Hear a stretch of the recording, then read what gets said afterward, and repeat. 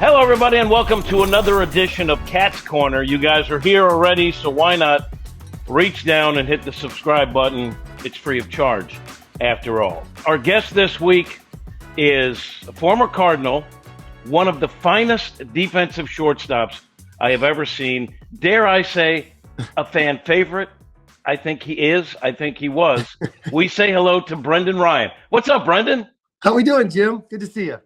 Good to see you. You got the tree still up in the background, so it's a holiday feel. I got a red Christmas vest, so we're good to go.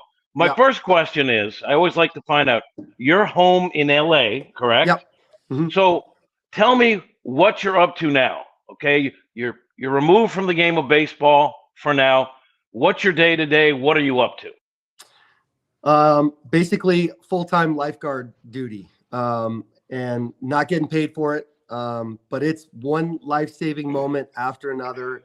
There's a lot of breaking up arguments and fight. I've got 3 boys and 1.5, I guess, still in diapers. We're, transitioning, but there's a gap there between the 9 and 4-year-old, and it's a tough gap. So there's a lot of that, but a lot of sports too. And that's what I might look forward to the most are the Saturdays and the practices and everything. Baseball is right around the corner. We get to do our first actual draft where we're not given a team. So I'll get to put my evaluation skills to the test. I've aligned myself with one of my favorite kids I've coached. And we're over at West LA playing Little League ball, and his name is Charlie, and he's an old school guy, but we've had a blast. So we'll get to sit together for 2 days. We'll watch every single kid try out. We'll make our notes. But essentially, I mean, we're going to try and draft the best athletes, and I can't wait. I'm tickled by the anticipation of that. So you're coaching youngsters. What age group and what level? Is it just a regular? Because nowadays, too, with kids, they have select teams, which means they select you to pay a lot of money to a team, and there's tryouts. And at what age group and what level are we talking about? So Hudson just turned 9 this December or last December. So he'll be with the 9U kids. So some will be a little bit older. But yeah, it's a lot of development happening. You hope the kids get the right, coach in front of them so that there's some foundation that's been built, because it's you want the kids to be able to compete and have fun. If they're not able to compete or they have no base to build off of, it's not a fun experience. So I take it pretty seriously. I'm a goofball, maybe 23/7, but when we're out there, I take every minute very seriously, and I hold that responsibility. It's very important to me. I want them to have a great experience, and it comes down, Charlie and I talk about it. If they're signed up for fall ball or for the next spring, whatever it is, and they got a little bit better during the season, then I think we've done our job as a coach, and that's all we strive to do. Have fun and get better. So here's a hypothetical. Yeah. Charlie, your coaching mentor. Yeah. And Brendan Ryan, as he is today. Yeah. Get a young Brendan Ryan in the room, who has sometimes momentary lapses, let's call it. What would Brendan Ryan today, the coach, along with Charlie, his mentor, say to a young Brendan Ryan? What advice would you guys give him? Breathe. Breathe. It was, for me, it was outside the lines I had the most problems, especially in the classroom. I don't know if I could say my kryptonite, but my kryptonite, I guess, would be that if the laugh was good enough, I would pay any consequence for it. And that meant a lot of Saturday detentions. And, but that laugh from the room and from my buddies and classmates and all that was always almost as good as anything I could get in comparison to baseball. but I don't know what I would tell him. I really don't. I'm trying to figure that out because my second is me, and it's difficult. It's difficult. He's got the energy, but he's got a lot of fire and passion, and so it's tough to get through to him at times because he has so much conviction in whatever it is he's doing. And we're talking about a 4-year-old. Sometimes I'm trying to get some of that fire out of my 9-year-old, but it's funny until you're a parent. You don't realize they're their own person, and you do. Do you see that athletic skill that made you a professional athlete in them? Like gene pool wise, my kid didn't get that. Did yours?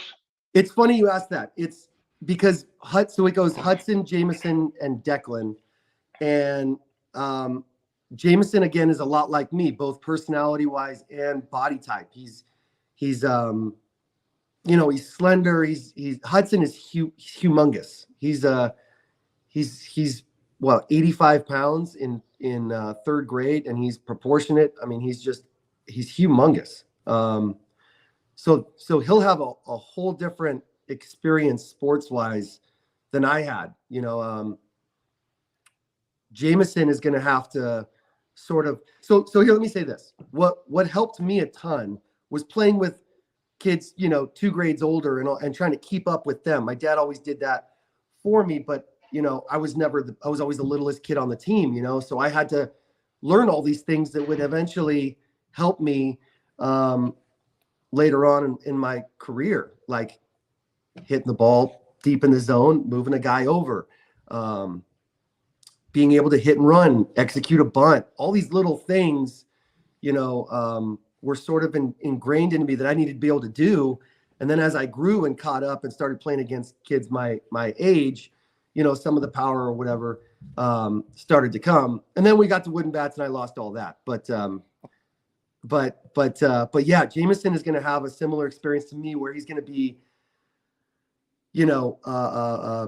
quicker and more of a middle infield type of guy, whereas Hudson's big and he's powerful. So it's hard getting through to him because he can sort of take a not such a great swing and sort of side spin a ball into the gap. And it's like, yeah, but that was like a 6 out of 10 contact. You know what I mean? Like, but he's getting away with it because he's so big. Whereas Jameson, like me, he's going to have to hit that ball true. And that's going to be better for him, even though he doesn't know it yet. Nice. All right. Let me ask you about your time as a St. Louis Cardinal. Like people might not realize it. You're a 10-year veteran of Major League Baseball with a WAR of over 15, right? Okay. So your career went beyond that. And like I said, you're one of the best defensive shortstops I've ever seen. I think a lot of people would agree with that. What stands out to you when you think about your big league career or your time in St. Louis? What are the memories that stand out to you? Oh man, first off, I was 21, right? Get drafted after junior year and thrown right into short season, and it's a new pond. You're all these other guys just got drafted. They're fighting for a spot. Everyone's trying to move up. So there's this shared experience that you're all going through, and no one knows what's at the end of the tunnel, but there's hope. And I think for me, for whatever reason, I kind of stayed day to day and tried to just own the day and never got lost in getting ahead of myself and all that stuff. But, again, back to shared experiences, that's what everyone else is going through too. And so you bond from that and you're climbing with other guys too. And there's, so friendships there's definitely friendships that have come from that climb and those experiences. And, but then, getting to the big leagues, I can remember like how cold the seat was when I sat down at my locker in Houston and not having slept 16 seconds that night before. And what am I doing here? You're talking about your big league debut. About, yeah, getting called up and sort of just like this whole, you know, is all, there's so much more than any other, you know, of the other teams I got to play with, because I was, you know, drafted in 03, 4, 5, 6, and then called up in 07, and then gone after the 2010 season. So that's a good chunk, and it's their formative years too, their early adulthood. And, you know, I was, Tony wasn't necessarily easy to play for, but, you know, I wouldn't have traded that away for anything. I mean, he molded a lot of what I was, you know, going to do going forward, and how to go about it, and, you know, who to stick with, and just paying attention and everything, especially when you're not playing, because National League at the time, right, you could double switch in at any time. And there were guys that really helped me with that, like Aaron Miles, who would go out of his way to make sure that, you know, that I wasn't going to be caught sleeping, kind of thing, you know. You brought up Aaron Miles, and he's kind of a central cast member in your most infamous story. That was when 2010, Chris Carpenter aired you out, Yep. almost publicly. It was by the dugout, Yep. because you lost track of time while you were in the cage, and he was on the mound ready to throw, and where is Brendan? So take us through that. Okay, so I've been learning more about this as I've stopped playing. I have like a superpower in a sense, right? So, or maybe other people with the level of ADD maybe can attest to this as well.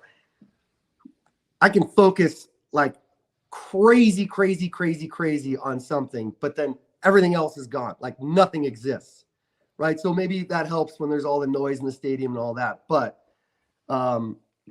I can get lost in the moment, and I got I don't know how far you want me to go back, but you know, Big Mac was our hitting coach at the time, and let's say Big Mac was soft toss challenged. We'll say that. And so, for instance, in 15 soft toss pitches before the game, as you're getting ready to, you know, your last swings, you probably get hit 3 times. There's probably 8 hit and runs and a few strikes mixed in. So it's like, okay, you know, love Big Mac, but okay, good, thanks. Go out to the field. I don't feel good about it. How much time we have left? I'm hurt. There's still enough time. I can go back to the cage and maybe get a couple more swings from Shooter, our BP thrower at the time. So I did. That's what happened.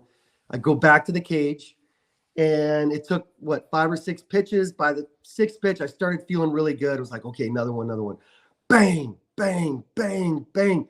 Well, we had a 5-pitch top of the first.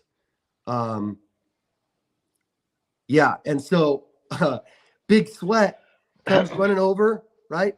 You remember Big Sweat? Yes, and the pitcher. Yep. And so he comes running over in broken English, and he's like, to the cage. Now, in Cincy, I should say, you're detached from the dugout, right? You have that ramp that leads to the cage there, and there's no monitor, there's no TV. You're just off the radar. And so Big Sweat comes running over, running down the field, man, you got to go. You know, I was like, why would they send you? Yeah, right. You're all trying to jack with me like all you guys do, you know? So I kind of call the bluff. I take like another swing or two, and I'm like, okay, but what if, right? What if? But it's been like 10 seconds. So I go jogging down to look, because you can't see the field as you go down the ramp. So you're looking for toes kind of thing. And I see Yachty behind the plate. And I'm like, uh-oh. And then I can see Albert in his feet. And then I see Carpenter. And then the whole field. And I'm like, oh my gosh, they're all out there. Like, how long have they been out there? And so I'm still approaching the dugout, picking up my jog. Now I make, I guess camera. So I'll make a left turn. And I go down the dugout. I go past Tony, Duncan, Joe Patini. I go past them all. But meanwhile, they've finished their warm-ups, right? They're just like standing around. Carpenter's screaming at Schumacher, right? where the hell is he? That whole thing, right? And I think Skip actually might have said, I think he might be in the clubhouse eating ice cream or something. Who knows? Because that was a realistic possibility. Anyway, so I almost get up the steps to take the field again while the sold out crowd is waiting in Cincy. I have two major hurdles in front of me, right?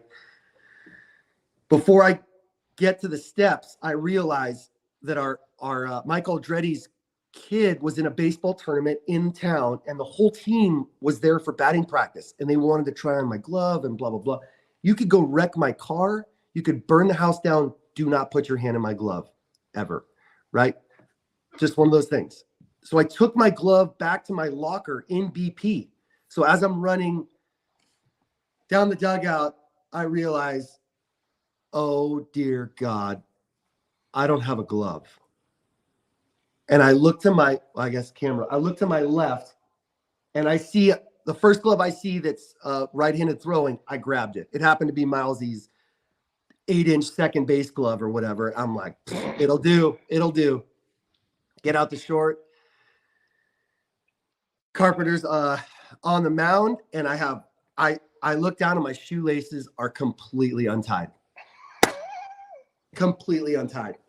This is like, we're like a good minute and a half after warm-ups are done, and Carp's been stewing on the mound waiting for his shortstop. So I can understand some frustration, you know, but I threw my pant legs. I didn't have my socks up. I threw my pant legs over the laces as quick as I could. And that's when I looked up and saw Carpenter staring at me. And I went, oh God, the whole stadium might not know, but he knows. And he looks at me and he goes, are you going to tie him? And I was like, nope. And I turned around and stopped making eye contact. And I was like, just please God, make that first pitch. And okay, so it gets worse. It actually gets worse, if you can believe that. No. So what happens? Carp gets back on the mound. And if this is online somewhere, you'll see it happen. Milesy, God bless him, with nothing but my best interest at hand, sees that I'm using his little black glove and goes, oh my goodness, Brendan doesn't have his glove. Let me go get it. Carp gets on the mound. By that time, Milesy's back with my glove. And what does he do? He's on the top step in the dugout. Brendan, I have your glove. I was like, no. Now everyone knows. All right, let's go. Give it to me. Steps off. Like it was like the nightmare just had layers, and it just kept going. And then it wasn't done because we got through. Oh, by the way, 2 ground balls to the third baseman, to D-Row. So I almost got action, and then a fly ball to center field. So I got out of that. And I thought, you know what? Hopefully you guys had a laugh at that, because it's okay as it was at my expense and everything. But before I can even finish that thought, you know, elbowing other guys, Carp took me down to the base of the dugout, right? There's that group of stairs there next to the on-deck circle. And Ryan, come here. He comes over, and some of that, well, none of that I can share. The problem was the camera well was on the home plate side, and it was an ESPN game. So the camera guy just is like, what is going on over there? I better get this. And he just like zooms in on the two of us, and I look like a, whipped dog or something. I mean, it was pretty embarrassing. But what did he say to you? What did Carp say to you? He basically was like, don't ever do that again, in much different words, or else. Or else. And when someone is that mad, I don't care if they're a third your size. Okay, got it. No problem. Started to go back to the dugout. He started too. I went, nope. I went into the clubhouse, and Chad Blair was in there, our video coordinator. Never even looks at me. I come to the double doors, not knowing anything was on air. And he's looking at his monitor or whatever. He's like, how'd that conversation go? And I'm looking at him. I'm like, what? How in the world? Because they aired it as soon as they came back from commercial break or whatever. You get obliterated by carp. Mm-hmm. By the way, I have two in my career as a broad. Yeah. Okay. And so I know what it's like, but not to that extent, because yours was during a game and was caught on national television. So right. You get done with that. How do you get past it? Okay, that's a great question. And I was mentioning that, only recently did I recall sort of the silver lining to that day. I did not play well. I was jittery. I mean, I was shaking. I was, not in a good spot. Didn't play well. The defense wasn't there. I just, so I get back to my room. Feels like your world's in pieces. Where do we go from here? What's tomorrow going to be like? And then tomorrow, I think what ended up being the brawl. So thank God, kind of, in a weird way. But back to that night, I get back to my room, and I kind of had a hangout room. Guys would come by and everything. But that night, there was like at least 20 guys came by the room. I mean, it was that meant the world to me to know that, guys that I wasn't necessarily like, going to dinner with every night or whatever, just kind of came by to check in and see how I was doing. And that was very special to me. So that pretty helped cool to heal. Yeah. And you're cool with Carpenter now, because I know you guys have talked since and made peace and all's good, correct? Yeah. I mean, I looked at him like a big brother, like kind of thing, and I just, I just want to please people. I want people to like me and respect me, but, it didn't want it to go that way. And I don't think he did either. I think there was frustration. The season was on the line. We were going into that series. We were a game back of the Reds, ended up sweeping them. But, I don't know, whatever, like stuff comes up. And the next year in Seattle, he reached out to me and wished me well and everything. So there was no hard feelings. I knew it was a story I probably have to, tell going forward. So I wanted to it's great. Be able to tell it, without disparaging anyone. But no, there's absolutely no hard feelings at all. No, it was to say that it was a treat to play behind him would not, wouldn't do justice. As weird as that may sound. Now, let's just say playing shortstop, like that was a gift. I got to stare in at Carpenter and Yachty, like, and then cheat on pitches because you knew he was going to execute. You knew Yachty was going to call the right pitch.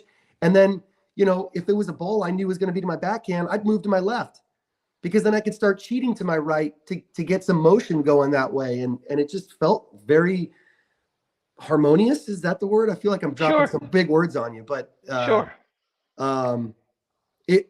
I missed that because I never got that kind of ground ball attention, I want to say, once I left. I played behind Felix and got to play in 2 perfect games and everything, but that ground ball after ground ball after ground ball, it was so fun. It was so fun. I really, really missed that. I did not want to go, but that's the way it goes, and you want to be where you're wanted. So ultimately that's what happened.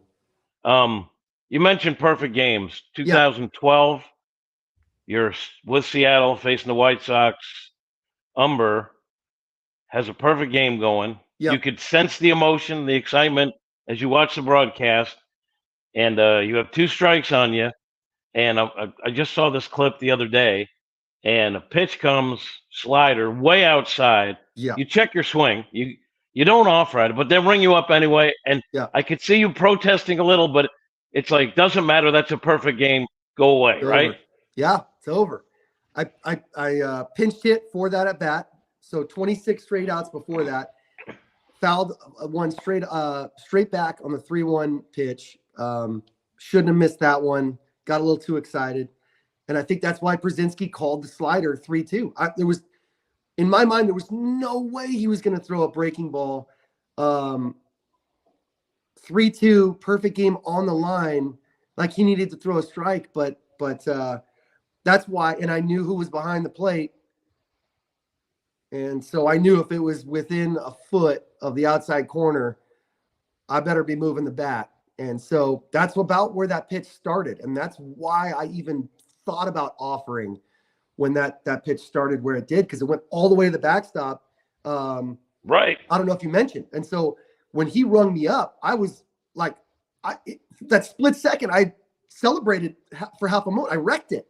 Just like in the movies, like I wrecked it, you know? And he took that away. And I just, so nice of you to say that I was arguing, because I don't know if that's what I was doing. But you know what?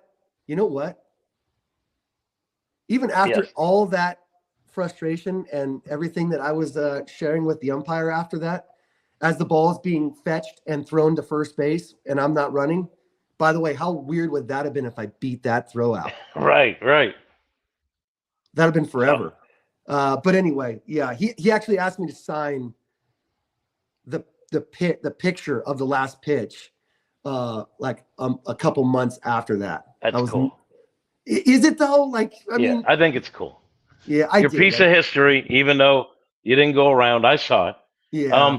I want to ask you more about your Cardinal days. Who is your favorite teammate of all time? Who's the guy that, like, that's the guy, if there's one or two that you could single out? Probably, Aaron Miles and Joe Mather. Those two guys are the best. Now, Mather's the hitting coach with the Diamondbacks. Yep. Just went to the World Series, so he's just been his career's taken off coaching wise, and good for him. He's such a good dude.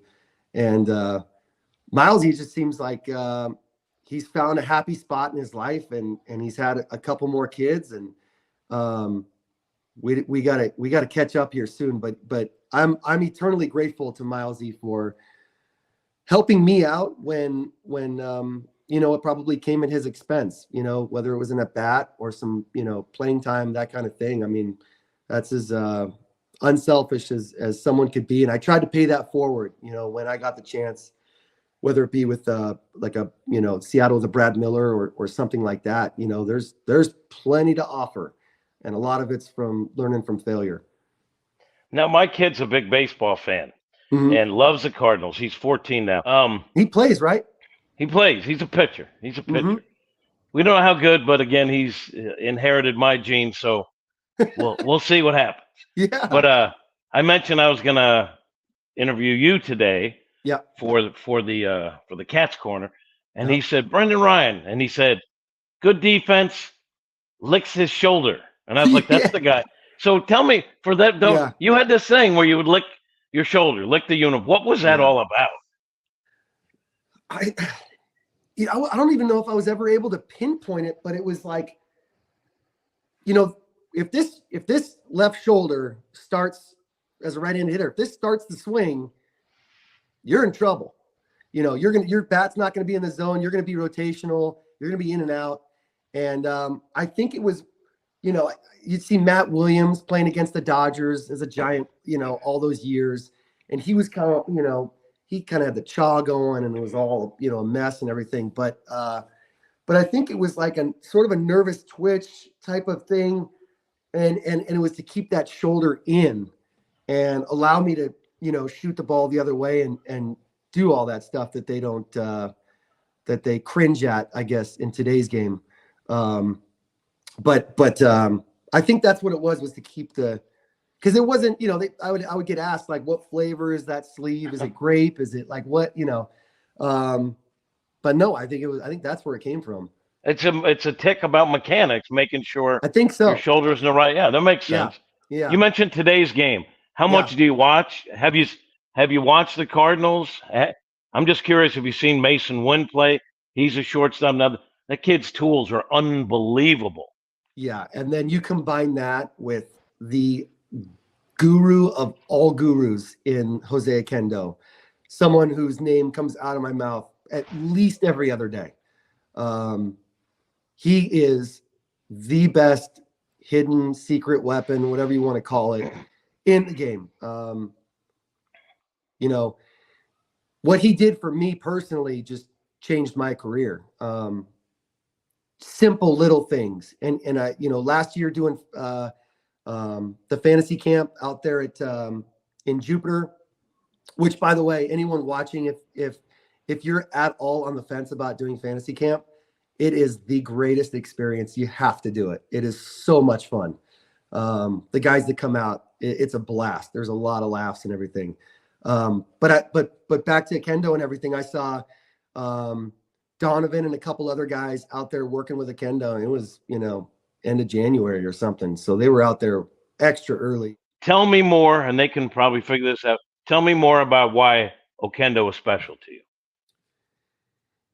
I played a ton of second base, always being on the team with the coach's son kind of deal. And so I just went over to second base.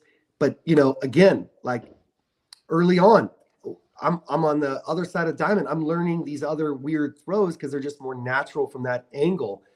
And then I get older, and those throws and angles and all of that stuff became super important to what I was able to do, being able to throw from anywhere. And so he was able to make some ordinary things become very simple. Like, for instance, if you're going to turn a double play from shortstop and you're the one getting the ground ball, okay, so I'm going to catch it, throw the second baseman. Normally you're taught catch the ball over your left eye, and that will bring you into some momentum towards first base as you go, right? Left, right, that whole thing. That always screwed me up at shortstop because I hadn't quite figured out how do I feel that over my left eye where I always field it, but then get underneath it enough to get it to the second baseman without spiking it, because that's kind of where you're at if you field it over there. And he taught me to field it over my right eye, something I'd never heard before. Field it off the wrong side in a sense, because that will enable you to catch it and then go right into a normal throwing motion. And it was like, oh my God, I'll never miss a free throw ever again. I can't believe no one has ever said this, and little things like that. I mean, my God, he turned Skip Schumacher into a second baseman 2 weeks before opening day. Like he is a very, very, very special man. And my opinion deserves to be immortal, because he needs to be around teaching everyone. He is the best, and he's gonna really help Mason win. And with that arm he's got, right? That's what we hear about. Yeah. Oh, everything else, he's going to be a complete package. It's going to be fun. He's a pure athlete too. He's a pure. I mean, he's the total package, and his athleticism is pure. I wanted to ask you before we let you go. Yeah. Last year, you're back at Busch. Fans see you. They had a bobblehead for you. You got to sign at the Busch Bash and everything. What's that like, going back there and kind of seeing fans again and reliving some stuff? Well, it's funny that, like, anyone remembers. Felt like I was there the years we didn't bring home any hardware. But it's, I played for the Yankees, played for the Mariners, played for the Angels, but as cheesy as it may be, I don't care. There's nothing like being a Cardinal. Nothing. And there's nothing like being a Yankee too. It's just different. It's a whole different thing. You land in St. Louis and you just feel like baseball passion. I mean, it's there. It's everywhere. And I miss the conversations. I miss the everyday relevance of, like, we're chasing something down. We're trying to win the Central and all that. But the people, I mean, we could use more St. Louisans in LA. There's, some more kindness, maybe some more eye contact and friendliness and everything. I miss that. But just being a part of it, and being asked to come back in any small way is it really is an honor. And I've been able to reconnect with guys like, Spezio and McClellan and all these guys that, I wouldn't otherwise get to see. So I'm very thankful to Larry State and Joe Pfeiffer for reaching out and getting me involved with the alumni and everything. It's been a blast. It really has. Well, it's always a blast talking to you. We appreciate you making time for us. And Anytime. look, I always talk about what a great defensive player you were because Thank you you. were. I mean, Thank you. outstanding, but also a fan favorite because people will always remember Brendan Ryan. And I say this with respect Mhm. because there was a childlike way about you. Mhm. You enjoyed every aspect of everything. For And sure. I think that that's what made you so appealing to Cardinal fans. Along with you had some big hits, there's no question, and really good defense, but there was that childlikeness about you that fans really enjoyed. And I felt that connection. I did. yeah, Yeah, there's a relatability there, and not being a superstar, I felt like that played into it as well, right? It was a connection. I felt that connection. I miss and it. I appreciate you always being willing to tell the Chris Carpenter story. Yeah. And as you add more details, it's unbelievable. But I just want to say, Brendan, thank you for making time for us. Good luck with your coaching. Thank And you. hopefully we'll see you around St. Louis again sometime in the near future. Oh, you bet. Thanks for having me, Jim. Always have time for you. That's Brendan Ryan. And don't forget, before you head out the door, hit that subscribe button. We'll see you next time. Do it.